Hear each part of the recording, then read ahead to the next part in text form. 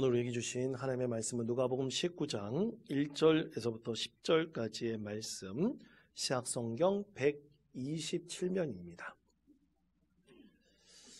하나님의 말씀을 제가 봉독합니다. 예수께서 여리고로 들어가 지나가시더라. 삭개오라 이름하는 자가 있으니 세리장이요 또한 부자라.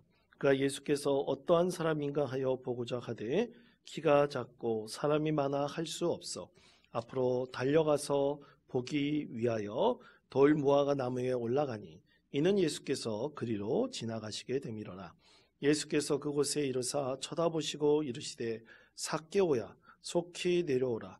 내가 오늘 내 집에 유하여야 하겠다 하시니 급히 내려와 즐거워하며 영접하거늘 무사람이 보고 수군거려 이르되 저가 죄인의 집에 유하러 들어갔도다 하더라.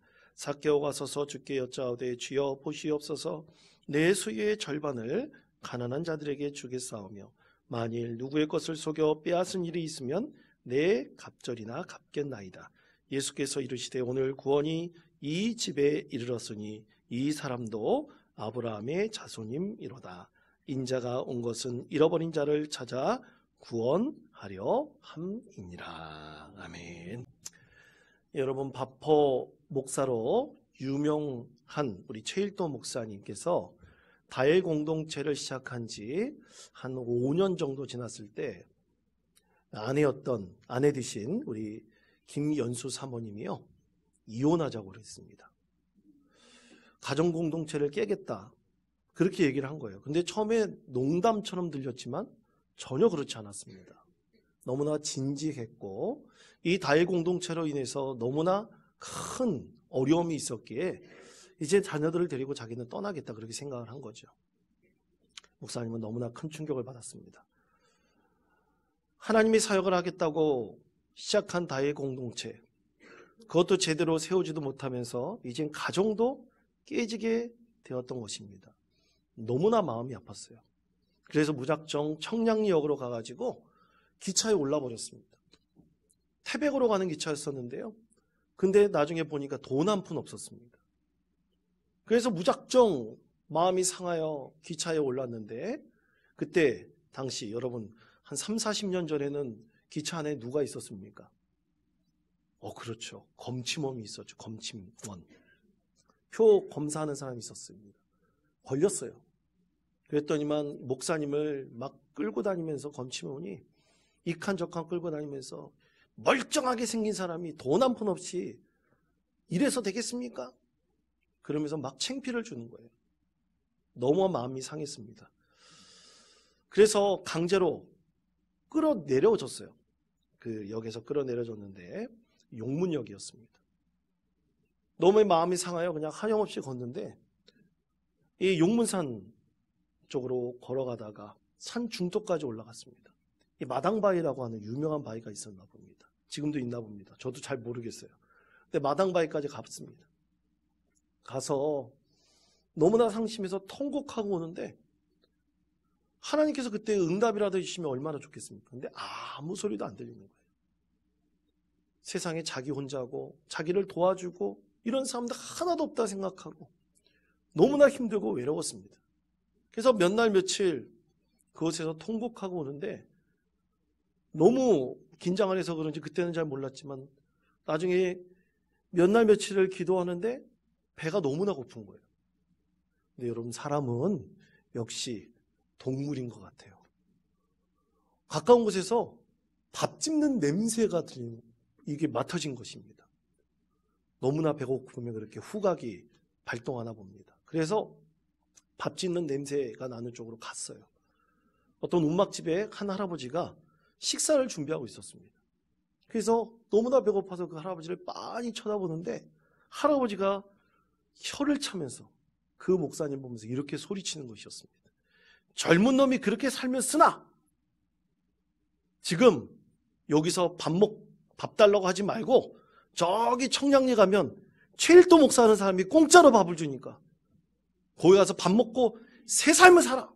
소리를 친 거예요. 그 얘기를 듣고 목사님이 현기증이 났습니다. 깜짝 놀랐어요. 가슴이 무너져내리는 줄 알았습니다. 그러면서 하나님의 음성이구나. 하나님께서 저분을 통해서 나에게 말씀하시는구나. 그래서 그 말씀을 듣고 그 자리에서 즉시 청량리로 다시 돌아갔습니다. 그런데 놀라운 것이 그렇게 하나님 말씀이라고 믿고 의지하면서 사역을 하는데 그때부터 기적과 같은 일들이 막 일어나는 거예요. 다해 공동체에 성령님의 역사하셔서 힘들고 어려울 때마다 도움의 손길이 있고 기도만 할 때마다 하나님의 은혜가 넘치고 하나님께서 40여 년 가까이 이 다해 공동체를 엄청나게 성장시켜 주시고 많은 사람들에게 주님의 사랑을 전할 수 있는 은혜의 공동체가 될 수 있었던 것입니다. 여러분, 목사도 다시 한번 거듭나게 하시는 것이 하나님의 은혜인 줄 믿으시기를 바랍니다. 여러분, 오늘 말씀 가운데서 참으로 낭망하고 좌절했던 한 사람의 영혼을 구원하셨어요. 그 사람이 누굽니까? 삭개오입니다. 삭개오 같은 사람을 하나님께서 오늘 구원하셔서 우리에게 새로운 인생을 살아갈 수 있도록 은혜를 베푸셔서 우리에게 삭개오를 통해서 귀한 하나님의 말씀을 주십니다. 여러분, 삭개오라는 이름의 뜻이 뭘까요? 삭개오라는 이름의 뜻은 정결하다, 의롭다, 순수하다는 뜻이래요. 히브리어로 자카이라고 하는 의로운 사람에서 유래한 그런 이름이라고 합니다. 그런데 여러분 하나 여쭤볼게요. 삭개오가 의로운 사람입니까? 아닙니다. 삭개오는 의로운 사람이 아니었어요. 그는 로마에서 임명한 세리였고 하수인이었습니다. 수많은 사람들을 착복한 사람이었어요. 결코 의로운 사람이 아니었어요. 그런데 여러분, 사람은요 참 희한해요. 자기가 나쁜 놈이라고 이름 써붙이고 다니지 않아요. 다 사람은 자기가 되고 싶은 이름을 짓습니다. 여러분 그렇죠? 아닌가요? 자기가 되고 싶은 이름을 지어요. 삭개오가 그런 이름을 지었습니다. 정말 자기가 의로운 사람이 되고 싶은 것입니다. 그런데 자기는 의로운 사람이 아니에요. 많은 사람들에게 손가락질 받고 질타받는 그런 죄인이었던 것입니다. 그런데 그가 예수를 만나서 새 사람이 되었습니다. 그렇다면 그가 왜 예수를 만나고 싶어 했을까요? 저는 말씀을 묵상하면서 삭개오가 왜 예수를 만나고 싶어 했을까? 그것은 그가 세상에서 가장 소외받는 사람이었기 때문에 예수를 만나고 싶지 않았을까? 그런 생각을 해보게 되었습니다. 누가복음 19장 3절에서부터 4절까지 말씀 다 같이 한 목소리 읽겠습니다. 그가 예수께서 어떠한 사람인가 하여 였고 많아 할 수 없어 앞으로 달려가서 보기 위하여 돌무화과 나무에 올라가니 이는 예수께서 그리로 지나가시게 됨이러라. 아멘. 자, 오늘 3절 4절에서 그가 키가 작고 사람이 많아 할 수 없어 그가 돌무화과 나무 위에 올라갔다 말씀하고 있는데요. 정말 키가 작아서 그랬을 수도 있겠죠. 그러나 사실 사람이 약삭 바르고 그러면 또 사람이 힘이 있으면 앞으로 비집고 들어갈 수 있습니다. 빨리 자리 잡을 수가 있어요. 그런데 삭개오는요, 사람들 앞에 자기를 내세울 수 없었어요. 왜냐하면 그가 많은 사람들에게 소외받았던 사람이기 때문입니다. 자신감이 없었습니다. 예수님이 오시는데 그 예수님의 말씀을 듣고 그를 뵙고 싶은 그런 마음은 있었지만 할 수 없어서 사람들을 피해서 자신감이 없어 돌무화 나무 위에 올라가게 되었던 것입니다. 여러분, 이렇게 소외받았던 삭개오는 예수님을 만나고 싶었어요. 여러분, 이것이 사람이 갖고 있는 영적인 욕구입니다. 여러분, 사람이 정말 의로운 삶을 살고 싶잖아요? 새로운 삶을 살고 싶잖아요? 그것에 대한 무의식적인 영적인 욕구를 표출하고 또 발산하게 되어 있습니다. 오늘 삭개오는 그런 모습으로 누구를 만나고 싶었습니까? 예수님을 만나고 싶었다. 예수님을 만나서 그의 소외된 마음을 가득 무언가로 채우고 싶었던 영적인 욕구가 그 가운데 가득 일어나게 되었던 것입니다. 사랑하는 성도 여러분, 하나 여쭤보겠습니다. 여러분은 예수님을 만나고 싶습니까? 정말 예수님 만나고 싶습니까? 간절히 예수님 만나고 싶습니까? 그러면 삭개오처럼 예수님을 만날 수 있을 것이라고 믿습니다. 예전에 제가 알파 코스라고 하는 새 가족들을 위한 프로그램이 있습니다. 그것을 인도하는데 한 60대 후반 되신 아주 지긋하게 참으로 멋있게 늙으신 한 집사님이 목사님 제가 알파 코스를 섬기고 싶습니다. 그렇게 왔어요. 그래서 섬기는데 그 집사님이 너무나 열심히 섬기시면서 저에게 그런 얘기를 하시더라고요. 목사님, 저는 지금까지 신앙생활하면서 한 번도 성령님이라는 분을 만나본 적이 없는 것 같아요. 이 알파 사역을 섬기면서 내가 성령님을 좀 만나고 싶습니다. 정말 성령님, 그 성령의 바람이라는 것이 뭔지 경험해보고 싶습니다. 그렇게 간절히 원하셨던 집사님이 있습니다. 저는 그분의 간절한 바람, 그 얼굴이 너무나 간절했기에 지금도 그 간절한 바람이 선하게 제 가슴속에 아마 있습니다.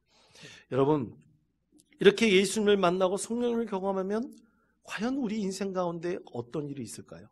오늘 삭개오는 예수를 만나 그의 인생에 어떤 일이 일어났을까요? 그의 인생에서 일어났던 이 일을 통해서 우리도 그리스도인으로서 참으로 삭개오와 같은 은혜의 삶을 살아갈 수 있는 저와 여러분 되시기를 간절히 축원드립니다. 삭개오가 예수님 만났을 때 가장 먼저 일어났던 것은 단연코 회개였습니다. 리펜턴스라고 하는 회개였습니다. 자, 누가복음 19장 8절 말씀 다 같이 한 목소리로 읽겠습니다.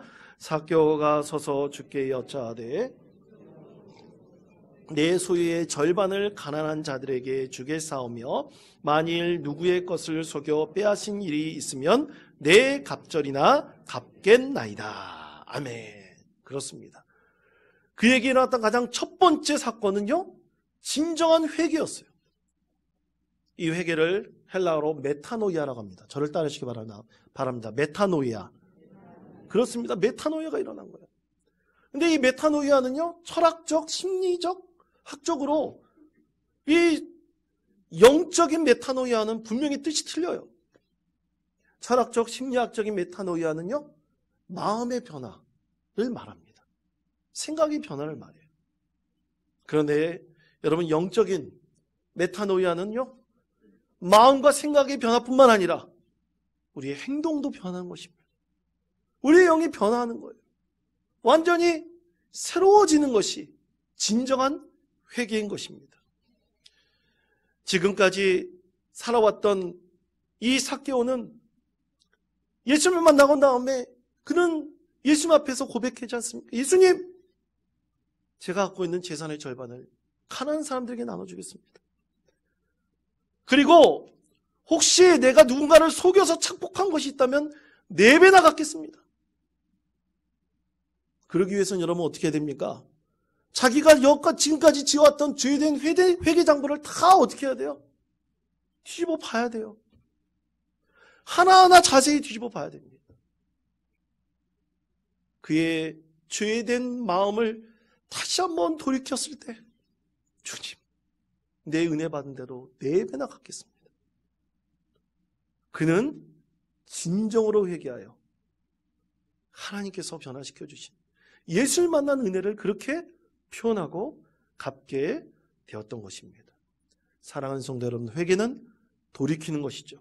이전에 살았던 삶에서 완전히 돌이키는 것입니다.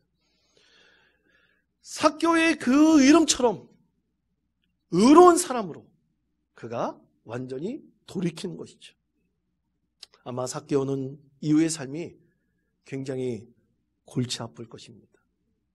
왜냐하면 그가 이제 자기가 갖고 있던 직업을 완전히 버리지 않는 한, 로마인들이 그렇게 요구하는 세금도 걷어야 되고 또 자기 이웃 형제들인 민족인 그 유대인들에게도 선한 일을 해야 돼요.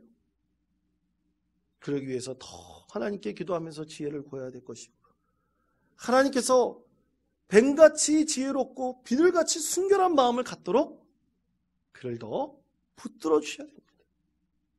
그래야 진정한 회개의 마음을 그의 삶에서 온전히 이룰 수가 있는 것입니다. 사랑하는 성도 여러분, 우리 예수님을 만나면 가장 먼저 일어난 것이 뭡니까? 회개인 것입니다. 진정으로 회개하여 우리 마음과 행동이 변화된 진정한 참된 그리스도인 되시기를 간절히 축원드립니다. 두 번째는 이것입니다. 구원입니다.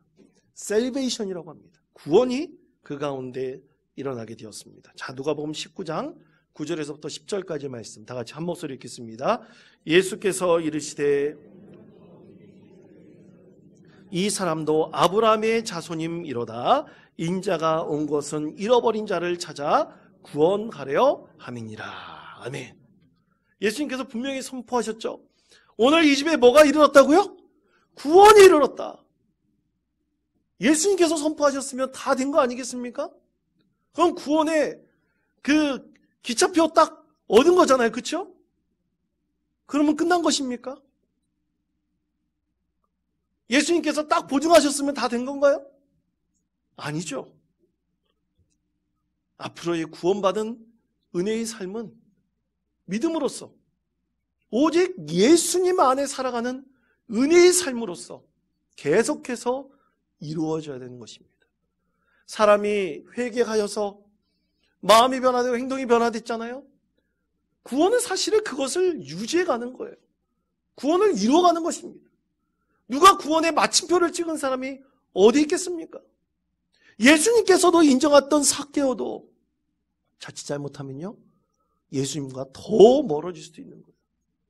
이제 구원의 삶을 계속해서 이루어가고 오직 구원이 나의 삶에서 새로운 믿음의 도전으로 바뀔 수 있도록, 세워질 수 있도록 그렇게 하는 것이 구원을 이루는 것입니다. 예를 들어서 여러분, 엄청나게 큰 성이 있다고 생각해 보세요. 성벽도 높습니다. 그 성 안에 들어가 있으면 야수들이나 맹수들 그리고 강도들도 침노할 수가 없어요. 왜냐? 성이 굳건하게 지키고 있기 때문이죠. 근데 성 밖으로 나가면 어떻게 돼요? 야수와 맹수들, 강도들에게 침노당할 수도 있어요. 불안과 두려움이 있을 수 있습니다. 그것처럼 구원이라는 것은요, 우리가 계속해서 예수님 안으로 들어가는 것입니다. 예수님 안에 있는 성벽에 들어가 있는 거예요. 물론 그렇게 살다 보면 여러분 실족할 수도 있죠. 실수할 수도 있습니다. 여러분 한번 여쭤볼게요. 우리가 살면서 어제 죄 짓지 않으셨습니까? 한 주간 동안 죄 짓지 않고 여러분 행복하게 사셨습니까? 얼굴 표정들을 보니까 그렇지 않은 것 같아요. 저도 마찬가지입니다. 나도 모르게 죄를 짓는 거예요. 그러나 그것을 깨달으면 어떻게 됩니까? 우리가 다시 예수님 안으로 들어가는 거예요. 예수님이라는 성벽 안으로, 그 안으로, 성 안으로 들어가는 거예요.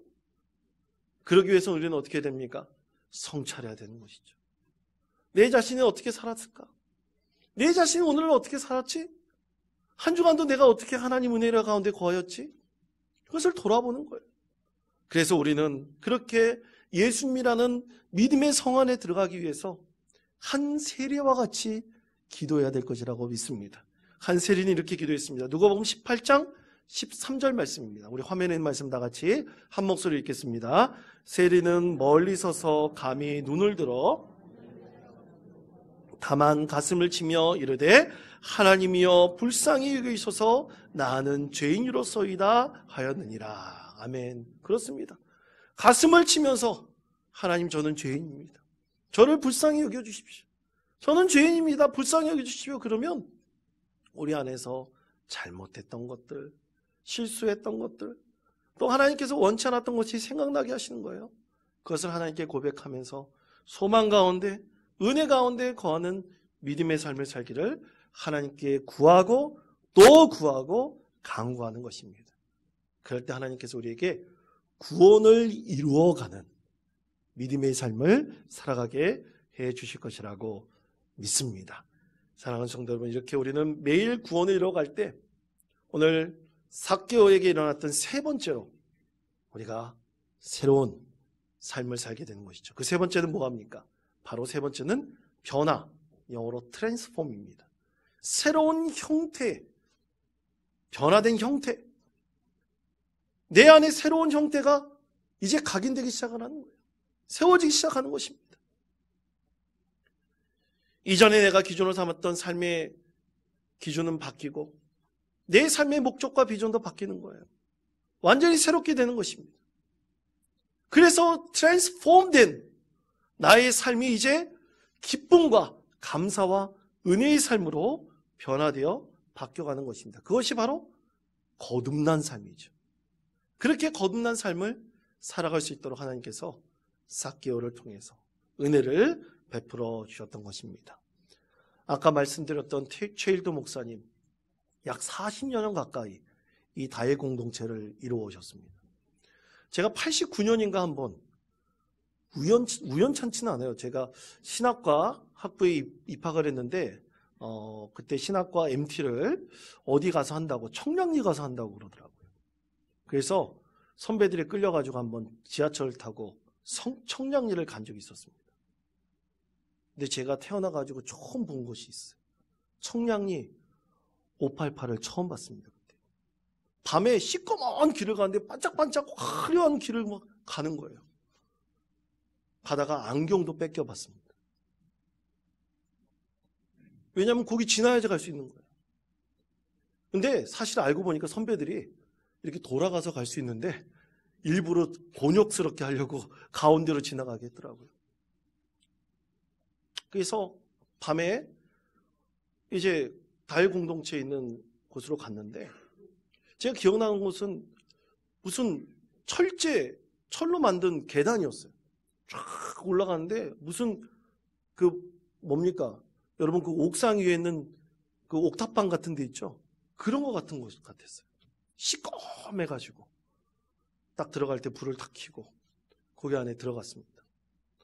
그랬더니 어떤 키가 크시고 건장한 분이 탁 시꺼멓게 생긴 분이 딱 우리를 맞이해 주셨는데 그분이 바로 최일도 목사님이셨어요. 그리고 어떤 권사님이 오셔서 저희를 섬겨 주셨습니다. 신학생이 저희를 섬겨 주셨어요. 그런데 그 권사님은 누구냐? 그 청량리에서 그런 일들을 하고 사시다가 회개하여 구원받아서 예수 믿고 권사의 자리까지 올라가신 분이에요. 그분이 저희를 섬겨주셨습니다. 38년, 40년 가까이 최일도 목사님이 그 믿음의 사역을 감당할 때 참 놀라웠던 것이 처음에는 저 같은 그리스도인들, 한 80% 정도 되는 그리스도인들이 섬겨주셨대요. 와서 봉사를 해주고 후원자도 돼주고 다 그랬습니다. 근데 지금은 놀랍게도 80%가 비그리스도인입니다. 안 믿는 분들이에요. 그분들이 봉사자가 되어주고 후원자가 되어주는 거예요. 왜 그랬겠습니까? 여러분, 예수님을 알지 못하는 사람들도 그 영혼의 깊은 곳에는 진정한 하나님의 사랑을 갈구하는 것입니다. 간절히 찾는 거예요. 그 사랑이 이루어지는 곳에 가고 자기도 섬기고 싶고 나누고 싶고 은혜를 경험하고 싶은 것이 바로 우리 인간의 본성의 모습인 것입니다. 처음에 최일도 목사님이 아주 열심히 사역을 하는데 여러분 노숙자들이 와가지고 밥 먹잖아요. 저도 노숙인 사역을 해봤는데 사람들이 싫어합니다. 그런데 이 바포 사역을 계속하니까 동네 깡패들이 와가지고 막 괴롭히는 거예요. 하지 말라고. 그래도 계속했죠. 그랬더니 깡패들이 와가지고 목사님을 구타했습니다. 너무나 많이 맞아가지고 한 20일 동안 꼼짝달싹 못하고 누워 있었어요. 그래서 그 구청에 경찰들이 왔습니다. 경찰이 왔어요. 목사님께서 그 깡패가 누구인지 증언만 해주면 제가 잡겠습니다. 안 믿는 분이었어요. 그런데 목사님께서 기도하시면서 아닙니다. 저는 모릅니다. 부정하는 거예요. 계속 찾아왔어요, 경찰이. 증언만 해주면 내가 반드시 잡겠다. 당신이 이렇게 힘들게 한 사람을 내가 잡겠다. 그런데 목사님은 아닙니다. 저는 모릅니다. 왜냐하면 하나님께서 그런 마음을 주신 거예요. 이상하게 그런 마음을 주신 것입니다. 그때 이 경찰이 화를 냈어요. 몇 번을 찾아왔는데도 분명히 피해를 입었는데 얘기도 안 하니까 화를 내면서 결국 이 믿음이 없던 한 경찰이 그렇게 얘기를 했습니다. 목사님께서 고통받은 만큼 하나님의 사랑이 증거될 것입니다. 그러면서 그때 당시에 10,000원이면 되게 큰 돈이거든요. 자기 지갑에서 10,000원을 꺼내가지고 목사님 손에 쥐어주고 떠났다고 합니다. 그 다음 달부터 매달 이 경찰이 형사가 오면서 용돈을 쥐어주고 갔고요. 다엘 공동체 최초의 정기 후원자가 되었다고 합니다. 사랑하는 성도 여러분, 기적은 반드시 하나님의 사랑이 이루어지는 곳에서 일어날 것이라고 믿습니다. 우리가 진정으로 회개하고 구원받아 변화된 은혜의 삶을 살아간다면요, 우리 믿음의 공동체 안에서, 우리 가정 안에서, 우리의 삶의 자리 안에서 반드시 하나님의 사랑이 일어날 것입니다.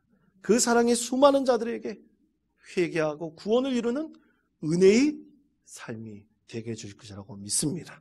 우리 함께 하나님의 사랑이 넘치는 믿음의 공동체를 이루고 가정을 이루고 우리 삶이 되어 수많은 사람들을 주님께로 돌아오게 하고 소외된 자들, 삭개와 같은 자들이 구원을 받는 놀라운 은혜의 사역을 감당하시는 복된 성도 되시기를 간절히 축원드립니다.